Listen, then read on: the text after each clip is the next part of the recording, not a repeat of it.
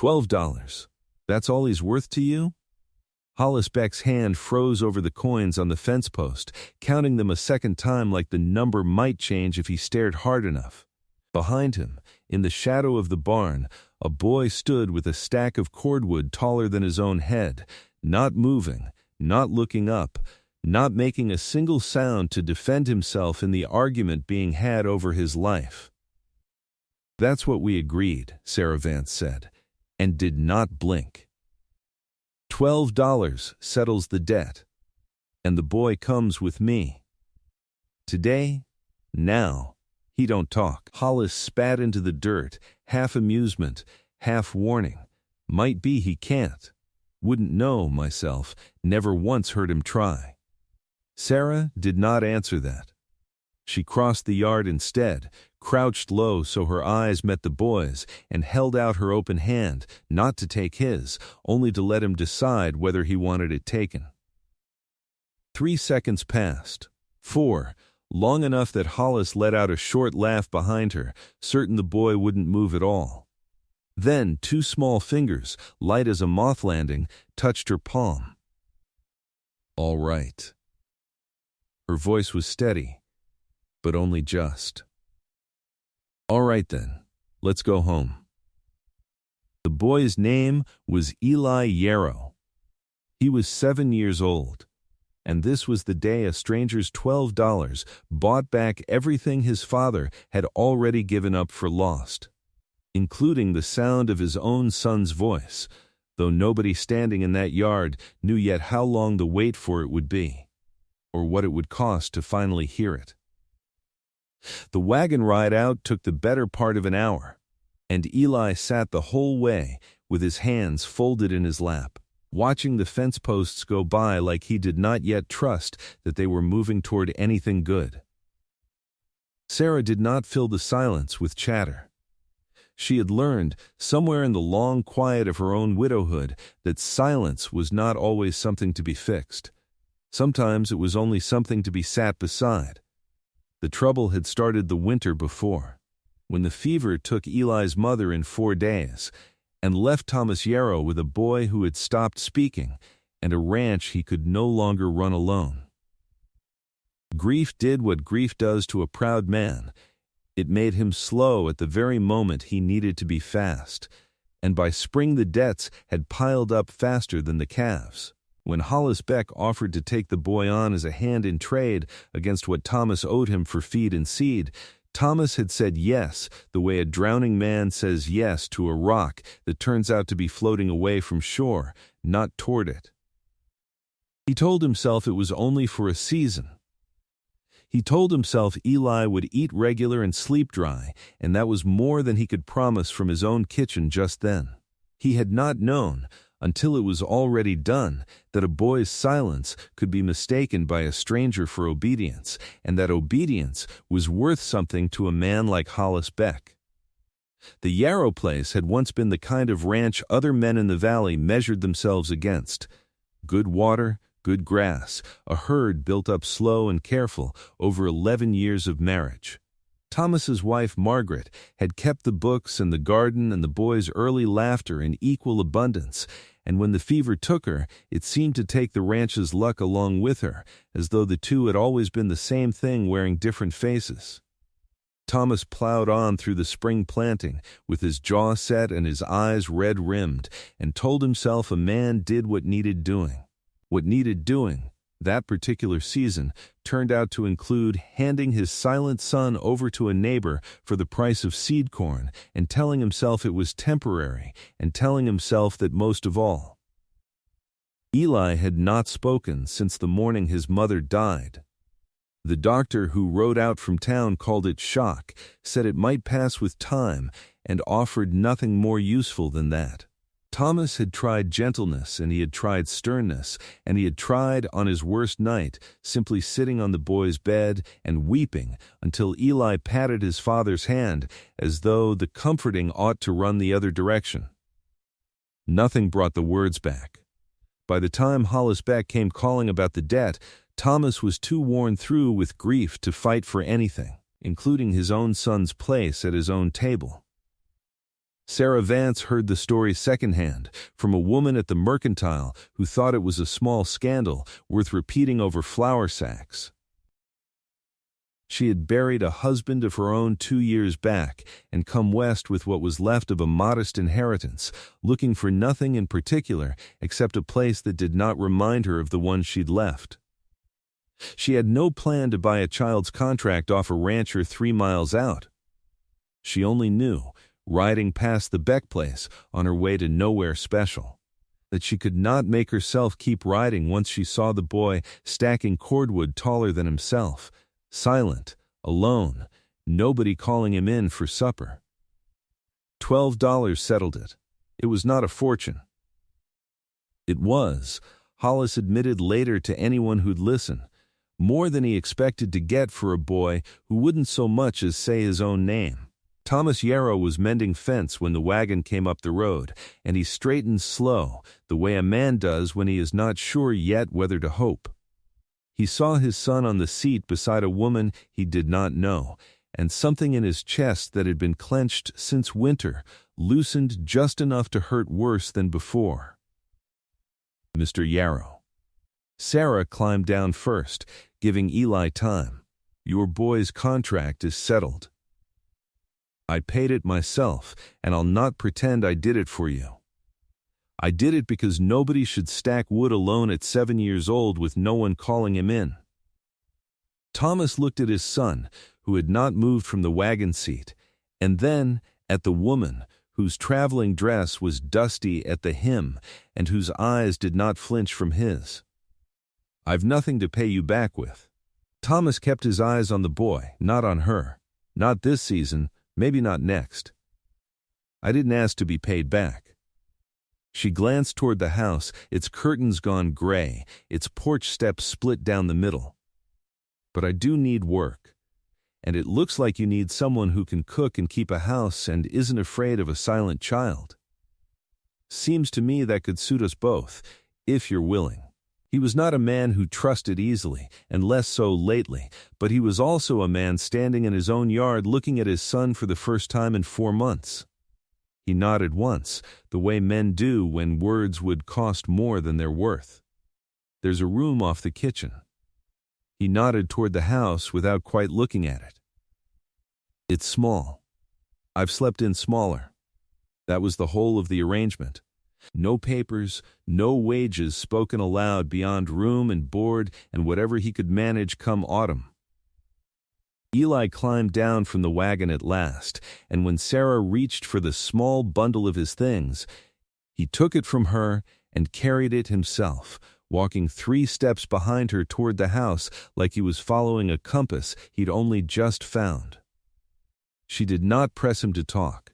That was the first thing Thomas noticed, watching from the barn doorway that evening, how she set a plate down in front of Eli and simply began eating her own supper, no coaxing, no questions aimed at a boy who had no answers to give. He had spent months trying to pull words out of his son like drawing water from a dry well, and it had only ever driven Eli further into himself. Sarah did not seem to be trying to pull anything at all. On the 3rd night, Thomas came in late from checking the herd and found the table set for 3.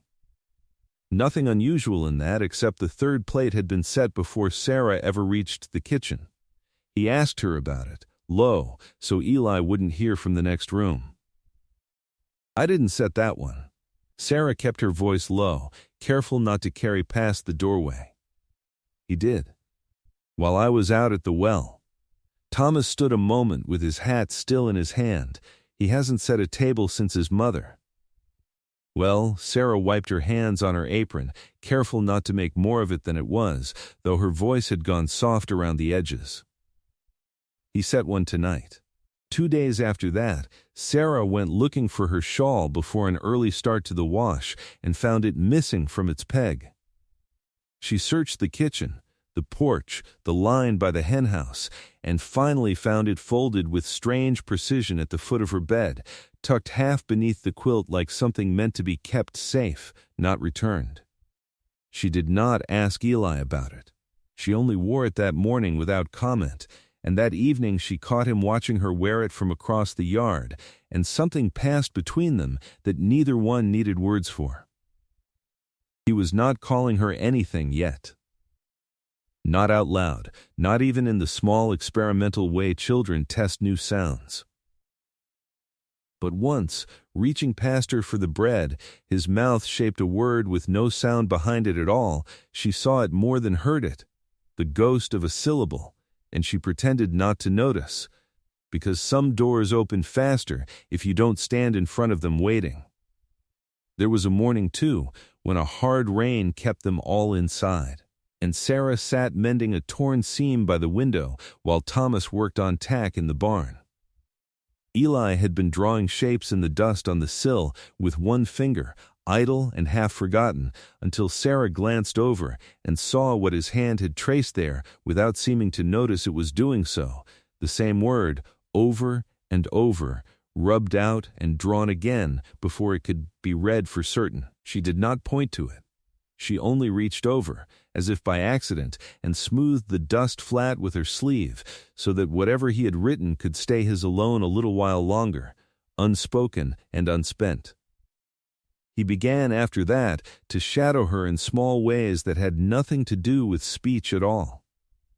He carried the water bucket half a step behind her on the walk from the well, close enough to catch it if her grip slipped, though she had never once dropped it in her life. He learned which chair at the table caught the morning sun and left it empty for her without being asked. These were not the acts of a boy waiting to be told what to feel. They were the acts of a boy who had already decided and was only waiting for the rest of the house to catch up. The ranch had been failing quietly for months, the way things fail when a man is too tired to look closely at his own ledgers. Sarah found the account book by accident, looking for paper to wrap a broken window against the coming cold, and what she found troubled her enough that she sat with it at the kitchen table long after Thomas had gone out to the herd. He had been paying interest to the bank in town on a loan taken out the winter his wife died, and paying it late more often than not, and the bank's patience was visibly running thin in the stiff formal language of the last 3 letters tucked in the back of the book. Worse, he'd been selling calves early and cheap to a buyer in town just to keep ahead of the payments, which meant less stock come spring, which meant less money next year to pay what he'd owe then. It was a wheel turning the wrong way, and Thomas was too deep inside it to see the shape of it from where he stood. Sarah had kept her own late husband's accounts for 6 years before he died, and she knew a badly wound clock when she saw one. That evening, instead of setting the book aside, she laid it open on the table between them. "You're paying interest twice over some months." Sarah traced the line with one finger so he could follow it. "On account of missing the first date and catching the second. If you sold the fall calves as a herd instead of one at a time to Emerson in town, you'd get a fair price from the stockyard in the county seat and clear the note by spring instead of chasing it another year." Thomas stared at the numbers she'd underlined, at the sums she'd worked out clean and small in the margin, and for a moment he looked less like a rancher and more like a man realizing he'd been carrying a sack with a hole in it for a very long time. "You did all this tonight?" "I did all this because I couldn't sleep, and the coffee wasn't going to make itself useful sitting in the pot." She closed the book gently. "It isn't my place to tell you your business, Mr. Yarrow. But I've kept a household on less than this before, and I know the difference between a debt that's drowning a man and one that's only inconvenient. Yours is the second kind, if you'll let it be." He didn't answer right away. He only looked at her the way a man looks at a fence line he hadn't realized needed mending until someone else pointed at the gap. "Thomas," he said it finally, plain, like setting down something heavy. "Not Mr. Yarrow. Not anymore, if you're going to save my ranch from the kitchen table." She held to that plan through the following weeks with a steadiness that surprised even her. She rode into town herself, twice, to speak with the man at the stockyard about a fair price for cattle sold whole rather than piecemeal, and came home both times with numbers written out plain enough that Thomas could not mistake them for flattery or guesswork. She mended the porch step with her own hands rather than wait for a man too proud to admit he hadn't the time, and she taught herself, by lamplight and trial, how to patch the leak in the kitchen roof that had been dripping into a tin pail since before Margaret died. None of it was showy. She did not seem to want credit for any of it, only results. And that alone set her apart from anyone Thomas had known since his wife. It was the smaller things, though, that told him what kind of woman had come to live under his roof. She noticed that Eli flinched at raised voices, even good-natured ones, and without ever remarking on it, she began keeping her own voice low and even around him, and asked Thomas, gently, to do the same. She noticed the boy ate faster when there was less on the table and slower when there was more, and she quietly began setting aside a little extra flour each week against the day there might not be enough, so the boy's hands could stay easy at supper whether the season was lean or not. Thomas watched all of this from the edges of his own grief and understood, slowly, that he was watching his son being rebuilt by someone who had never once raised her voice to do it. The trouble arrived on a Tuesday in the shape of Hollis Beck's wagon coming up the road with a face on him like a man who'd remembered he'd been cheated. He did not get down from the seat, only called across the yard for Thomas, loud enough that Sarah heard it from the henhouse and came around the corner wiping her hands. That contract wasn't legal. Hollis didn't bother climbing down from the seat. Boy's labor was mine through harvest. Woman had no standing to buy him off me, and I want him back or I want the rest of what he owes me in cash, and $12 don't near cover it. Thomas's jaw set hard enough that Sarah could see the muscle jump from where she stood. You'll not lay a hand on my son. I'll lay a claim on him, which is worse for you. Hollis's eyes cut to Sarah.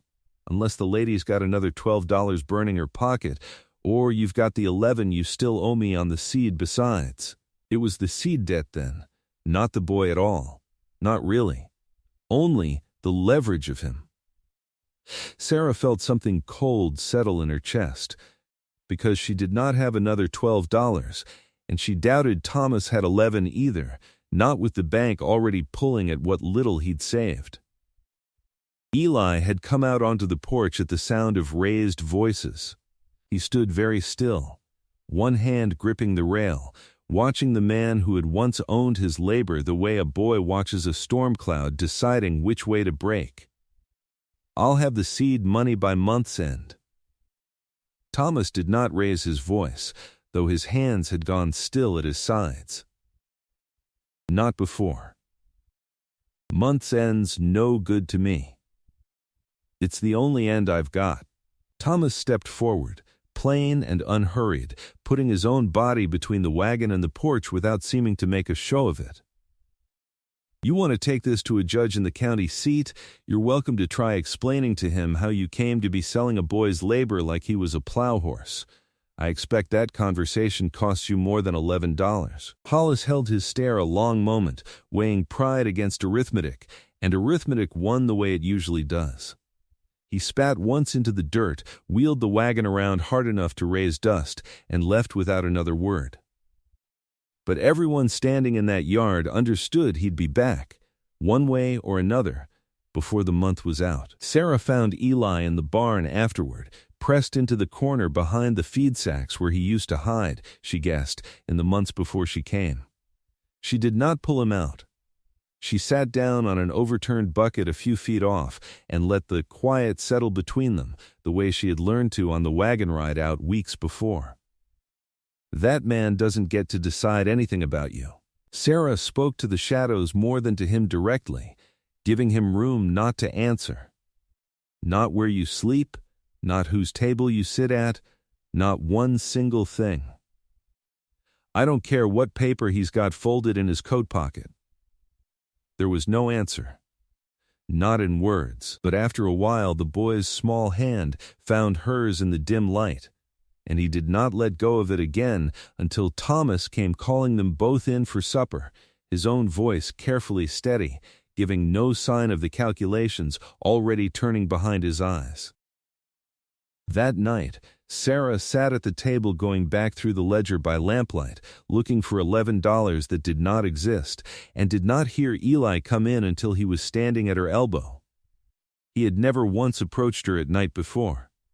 He set something on the table in front of her, a small tin box, dented at one corner, and when she opened it, she found coins inside. Nickels and dimes saved from who knew where, from who knew how long. The careful hoarding of a boy with no one to spend on and every reason to keep something back for himself. Eli, her voice caught. This is yours. I can't take this. He shook his head, hard, and pushed the box another inch toward her. Then he did the thing that undid every careful, patient month of silence between them. He looked straight up at her, chin trembling, and he said it, thin and cracked and barely more than breath, but a real word, the first anyone had heard from him since his mother died. Mama. The lamp flickered. Somewhere behind them, in the kitchen doorway, Thomas had stopped dead still, one hand braced on the frame, because he had heard it too. Sarah went down on her knees on the plank floor so she was level with her boy, because that was what he was now, whatever paper said or didn't, and she pulled him in against her shoulder. And he did not pull away. He set it again into the fabric of her dress, quieter, like he was testing whether the word would hold now that it was out. Mama, I'm here. Her voice was not steady at all. I'm here, and I'm not going anywhere, and neither is that money staying spent on some man in a wagon. Thomas did not sleep that night. He sat up long after the house had gone quiet, the ledger open in front of him under the lamp, and by the time the sky had gone gray at the edges, he had made a decision that had less to do with arithmetic than with the sound of his son's first word in half a year. He rode out before breakfast and sold 2 horses he could barely spare to a trader passing through on the county road, animals he'd meant to keep through the winter, and came back with the $11 and then some. Enough to clear the seed debt entirely and put the matter beyond any further argument Hollis Beck cared to make. He did not tell Sarah what the horses had cost him, not in money and not in the work 2 fewer animals would mean come spring. He only rode straight to the Beck place, laid the money on the fence post the same way Sarah had laid her $12 down weeks before, and told Hollis plainly that the debt was closed. The boy was his son, and the matter was finished. Selling the horses cost him more than the money. One of the pair, a sorrel gelding named for no reason anyone remembered, had been broke and trained by Margaret herself the summer before she took sick, and Thomas had kept him on past all good sense because parting with the animal had felt, for 2 years, like parting with one more piece of her. He stood in the yard a long moment before the trader arrived, running a hand down the gelding's neck, and did not let himself think too hard about what he was trading it for. A debt closed clean. A boy who could not be bought or claimed by any man ever again. When he finally led the horse to the trader's rope, he told himself Margaret would have understood the arithmetic of it better than anyone, and he believed that enough to let his hand fall away. When he came home, he did not make a speech of it. He unsaddled his horse, hung the tack in its place, and found Sarah in the kitchen with flour on her hands and Eli beside her learning to work a dough into shape. Thomas stood in the doorway a moment, watching them, and then he crossed the room and set his hand over hers on the counter, flour and all, and said the only thing that needed saying. Stay. He did not look away from her while he said it, not as help, as mine, as ours, if you'll have it. Sarah looked down at his hand over hers, at Eli watching them both with his solemn, hopeful eyes, and she found she did not need to think it over at all. I already have. She turned her hand under his, palm to palm, flour and all. By the time the first frost came, the house had curtains washed white again and a porch step mended clean, and in the evenings there was a third chair pulled up close to the fire without anyone needing to say why. Eli's words came slow at first, 1 or 2 a day, then whole small sentences offered shyly across the supper table, each one met without fuss, the way Sarah had always known to meet them. Word of the sale reached town before the week was out, the way word of anything did in a valley that small. And more than one neighbor remarked that it was a strange thing to see a man trade away his dead wife's horse and come home looking lighter for it rather than sadder. Thomas heard the talk and let it pass over him without much notice. He had spent a year measuring his worth by what grief had cost him. It seemed, at last, like the right season to start measuring it instead by what he still had left to keep. Eli's words came slow at first, the way water comes back to a well that has sat dry a long while, a trickle before a flow. He named the dog. He named the horses that remained. He asked one evening whether the bread needed more salt, and Sarah answered him plainly, as though he had always been in the habit of asking, and did not let the moment swell into anything larger than it was, because she understood by then that the boy needed his voice treated as ordinary before he could trust it as his own. On the last warm evening before winter closed in for good, Thomas found his son out by the fence, teaching himself to whistle for the dog the way his father had once taught him, and Sarah standing a little way off with her shawl around her shoulders, watching them both. The light was going gold and low over the west pasture. The kind of light Margaret used to say made even a poor season look like it had been worth living through. Thomas walked out to join Sarah and put his arm around her without a word, and for a long moment the three of them simply stood there together, the dog barking somewhere off in the dusk at a whistle it had not yet learned to answer. A family built not from $12 or a debt repaid, but from a boy who had chosen his mother long before either grown person had found the courage to say so out loud.